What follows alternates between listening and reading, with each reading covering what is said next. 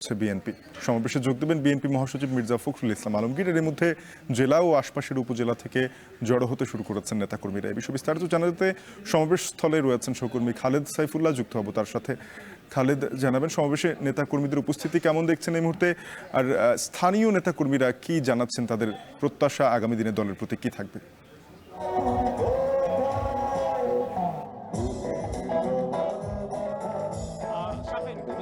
লাকসামে মির্জা ফখরুল ইসলাম আলমগীর কিছুক্ষণ পর এখানে আসবেন। এখানে উপজেলা বিএনপির আয়োজনে একটি বিশাল সমাবেশে তিনি বক্তব্য রাখবেন। রাষ্ট্র সংস্কারের দাবিতে 31 দফার দাবিতে আজকের এই বিশাল জনসমাবেশের আয়োজন করা হয়েছে লাকসাম স্টেডিয়ামের মাঠে। ইতিমধ্যে জনসভাকে কেন্দ্র করে বিপুল সংখ্যক কর্মী সমর্থকদের উপস্থিতি কিন্তু আমরা দেখতে পাচ্ছি। সকাল থেকে কিন্তু বিপুল সংখ্যক নেতা কর্মীরা মিছিল নিয়ে লাকসাম স্টেডিয়ামে জনসমাবেত হয়েছেন। 5ই আগস্টের পর লাকসামে এটি সবচেয়ে বড় সমাবেশ বিএনপির, এবং মানুষ কিন্তু এখনো আসছেন। মানুষজনের ব্যাপক উপস্থিতি আমরা দেখতে পাচ্ছি।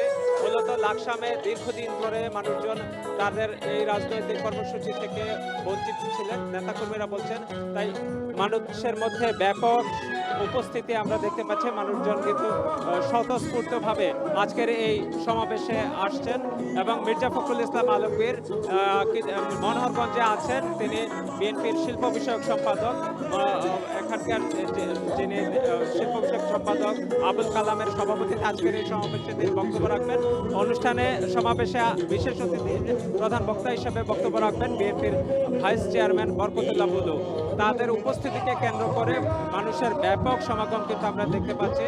সকাল থেকে খণ্ড খণ্ড মিছিল নিয়ে নেতাকর্মীরা লাকসাম স্টেডিয়ামের মাঠে সমবেত হচ্ছেন, এবং বিকেলে নেতৃবৃন্দের বক্তব্য শুনবেন।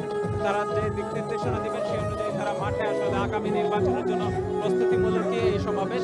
বিএনপিতে বেশ কিছু গ্রুপিং থাকলেও মানুষের উপস্থিতি কিন্তু ব্যাপক দেখা যাচ্ছে। আমরা দেখতে পাচ্ছি এখানে মানুষের উপস্থিতির কারণে বোঝাই যাচ্ছে যে আজকে এই সমাবেশ বেশ স্বতঃস্ফূর্ত, এবং মানুষের এই উপস্থিতির মধ্যে দিয়ে কিন্তু বিকেলে যে সমাবেশে বক্তব্য নেবেন তার মাধ্যমেই তারা নির্বাচনের প্রস্তুতির জন্য কিন্তু তারা আসলে আগামী দিক নির্দেশনা নেবেন।